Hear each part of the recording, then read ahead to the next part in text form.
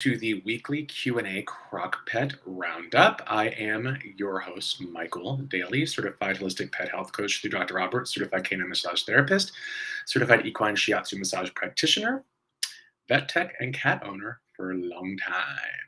So forgive me this week, y'all. I'm a little under the weather. I had some stomach stuff last night, and I was up all night with the stomach stuff. So bear with me. All right, y'all were. I had to tell you guys, y'all were rock stars this week. Oh my gosh. Because I was like, I have to approve the questions a lot of times, and so like I saw there were a lot of questions, and so I was going through today this morning just to make sure I'm like kind of caught up and can give good answers. And you guys, I mean, everybody that chimed in with the comments and everything, I mean, I didn't have to do anything. You guys did everything. You really don't need me. I mean, y'all were wonderful. I mean, I'm gonna go through everybody's answers and like there's really nothing I can even add into a lot of them. I mean, just there's so many more pet health coaches now, and just it was really cool to kind of see everybody kind of chipping in and chiming in with new people that were starting the crock pet diet. All right, let's take a look.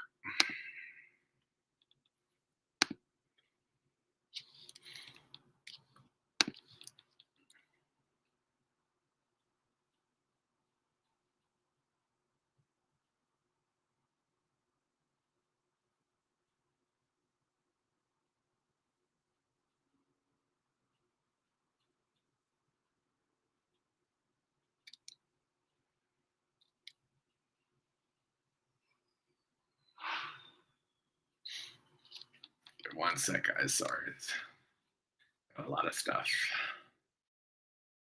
Ooh.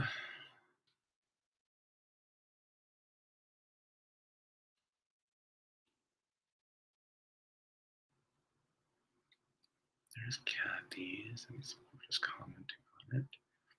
Someone commented on that.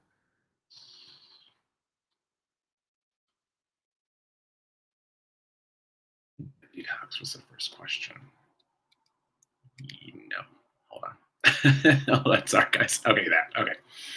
All right. Um.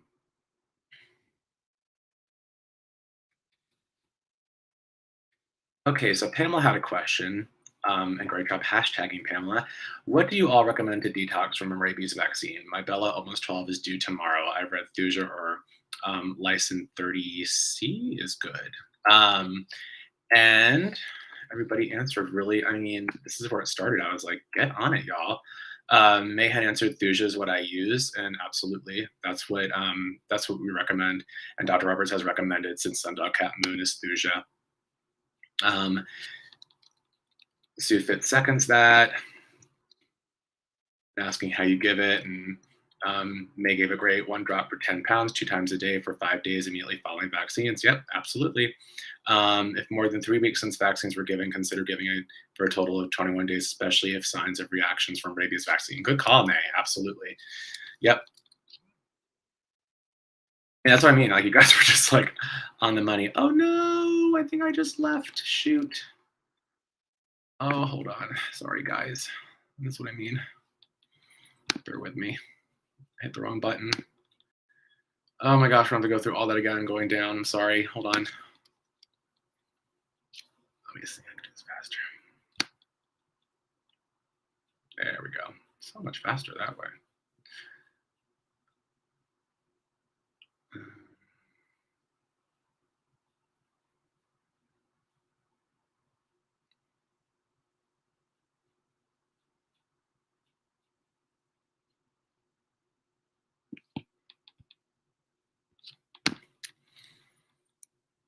Oh my goodness, hold on.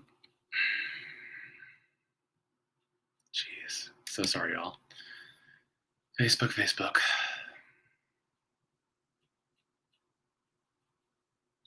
All right. And then B Swayze, is that how you say your last name, B? Hi, Pamela. Is it absolutely necessary to give rabies vaccination to your senior girl? Are you taking her to a groomer and or boarding facilities where they require proof of the vaccine? Did she get the last one 1 or 3 years ago? A titer test would show if she still has immunity. I know some states have more strict rules than others don't. If she must get it, the recommended dosage of Thuja is 1 drop per 10 pounds, twice a day for 5 days.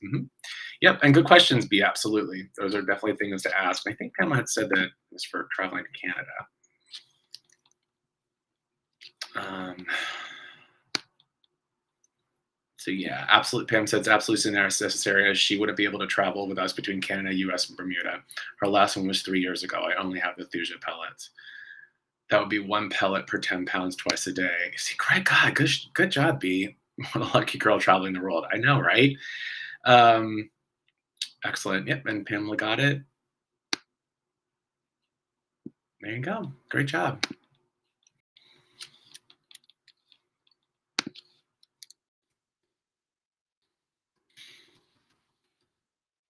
Okay, let's see. Question. These.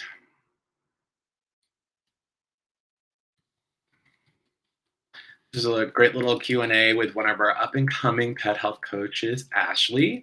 She's doing such a great job. Really, really great job. She's going to be such another great person added to this, y'all. So take a look at that if you ever get a chance. Very proud of her.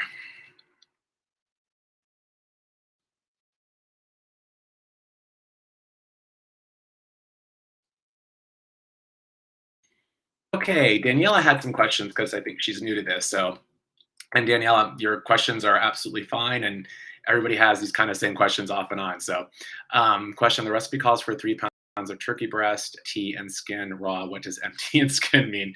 We had that not that long ago. Y'all remember?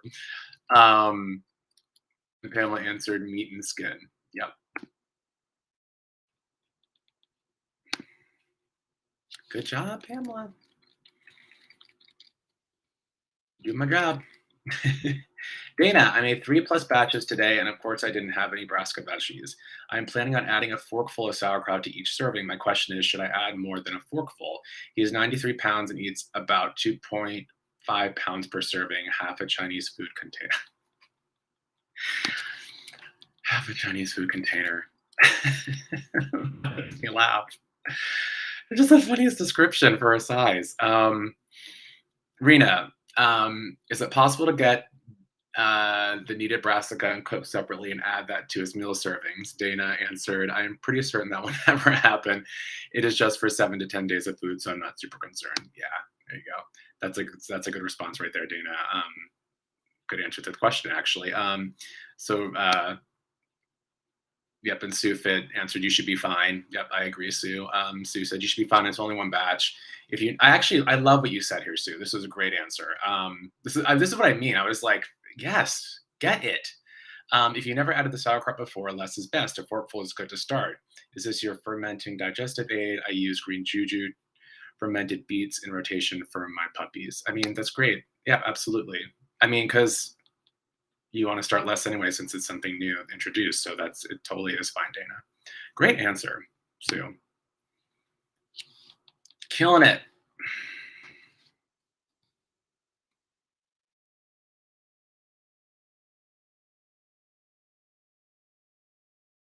Daniela asked a question about the Instapot.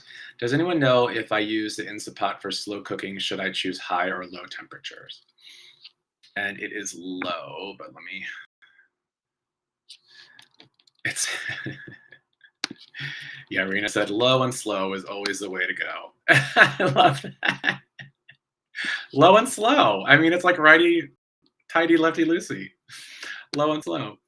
Sue answered, I believe there are some Instapot user cookers here. I always use my crock pot to cook. They maybe can help with how to slow and low for me also. Yeah. Eleonora said, I think we had a discussion about this a while back. Slow and low is great. If once in a while you're pressed on time, you can cook it on high. I've done it a couple of times in the crock pot. I use a pressure cook mode in Instapot. The temperature is still considered low. You are safe. Yep.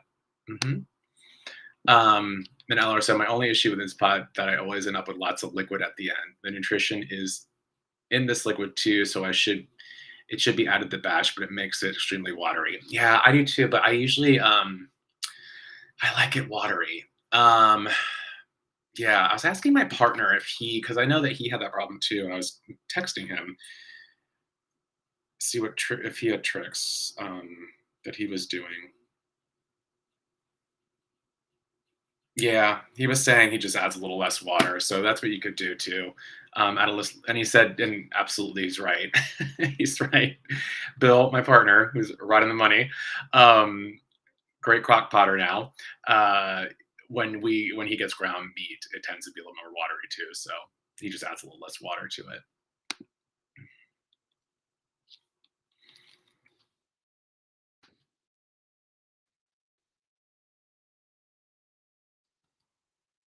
Look at this baby. Look at this. It's a lab basset mix. All right, Daniela. Hi, I'm new to home cooking from my 17-year-old dog, Charlie. So sweet, Charlie.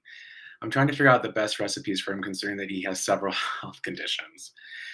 Chronic pancreatitis and elevated liver enzyme calls for low fat diet. Moderate kidney disease calls for low protein diet.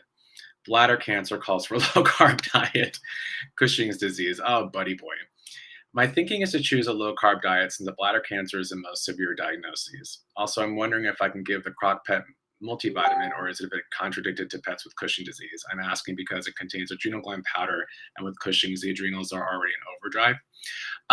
So yeah, let's see. So chronic pancreatitis and elevated liver enzymes, you definitely want to. I mean, you can kind of like really honestly, so let's look at it this way. So for moderate kidney disease, you don't want to lower the protein. So only at about stage 4 kidney disease is when you want to lower the protein, or if you're at stage 3 and the phosphorus levels are really high. So the phosphorus level is showing that the kidneys aren't processing it well.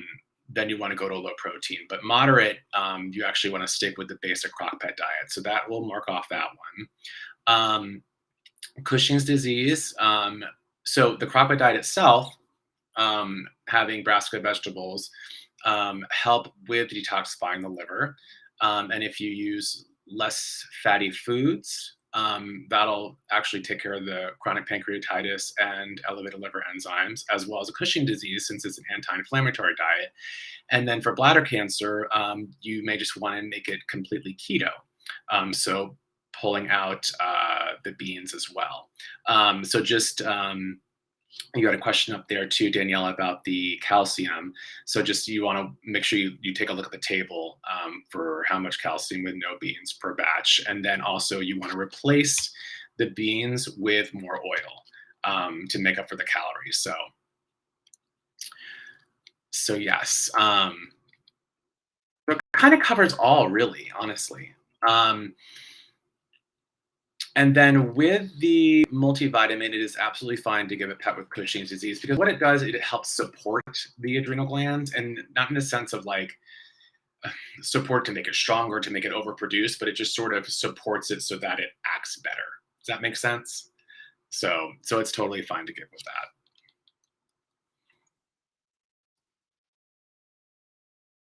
See if we got any good answers from this. Oh yeah, Zena had asked about my cancer story, box for cancer. Yep. Look at that baby. Look at that baby face. uh,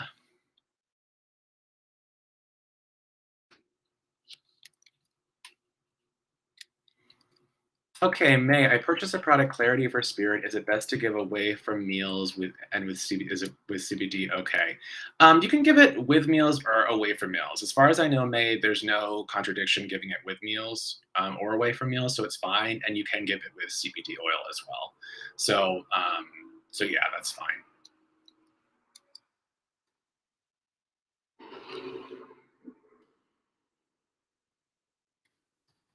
This was another one of our holistic pet health coaches that graduated, Patty. She's amazing.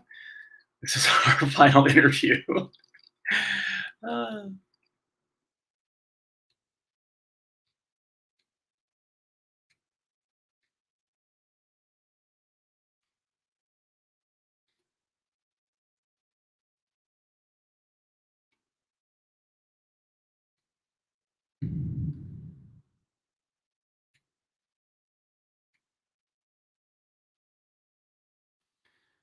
Okay, you guys answered this really great too. Recipe questions. One, it says 7.5 tablespoons of calcium citrate. Is this supposed to be teaspoons? It seems like a lot. Two, it says 12 tablespoons of oil. Is this supposed to be teaspoons? Three, do I add the kelp powder before or after cooking? And is this 3 scoops for the entire batch? Thank you so much for your support. Aw. Let's see. Dana answered it very well. Calcium citrate is in tablespoons. There should be different measures for different proteins. Yep. Oil is also in tablespoons and is added after cooking and cooling. Yep. The kelp is that itty bitty scoop. Yep. And is 3 for the entire batch. You add the kelp with the cooking. The recipe is based on 3 pounds of protein, so double, triple, whatever amounts based on your protein. Um, Danielle said, thank you so much. Rena, if you are starting with the Crock Pet diet, I would suggest starting low. Maybe, yep, I agree, Rena. Starting low, maybe 6 to 7 tablespoons of oil. See how your pet does. If no GI issues, then increase the amount by a tablespoon each batch until you're at the amount you're comfortable with. Yeah, I usually start at 7 for everybody and go from there. And then you have the table for suggested amounts of calcium citrate based on cat dog protein beans, no beans. Yep, right there. Good job. Good job, Rena. Daniel says, Rena, I'll try that. He threw up last night, but I think I have to transition him to the new diet more slowly. You may have to. Let's see. Ooh, hold on.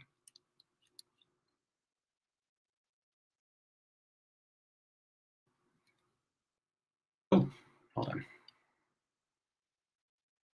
Oh, okay.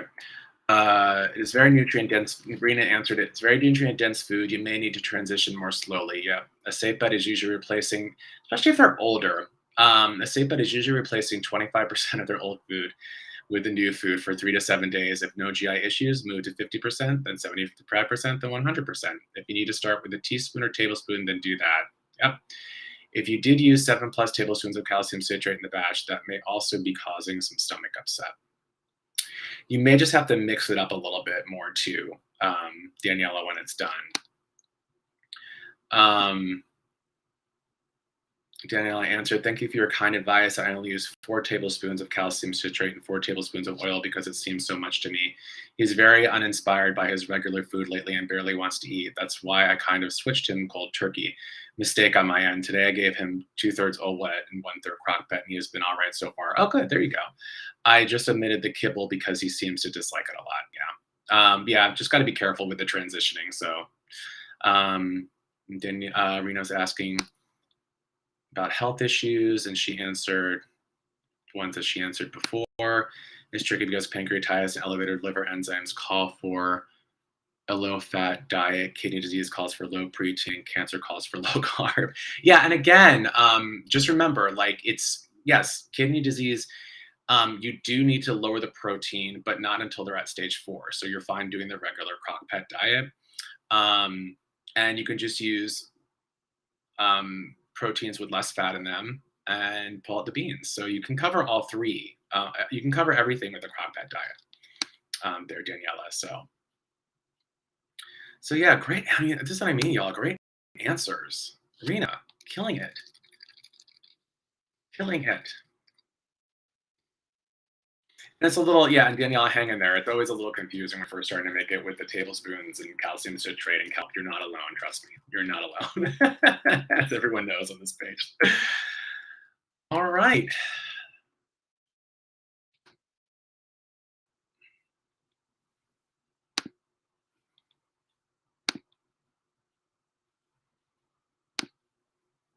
Okay, y'all. Well, that is it. Great job. I mean, seriously, like I really didn't have to answer anything this week. You guys did such a good job. Rena, Pamela, and May, and Dana all chiming in with great answers. Really, really great answers. And I was awesome. It's awesome. It's awesome. Anyway, all right. Well, I will see y'all next week.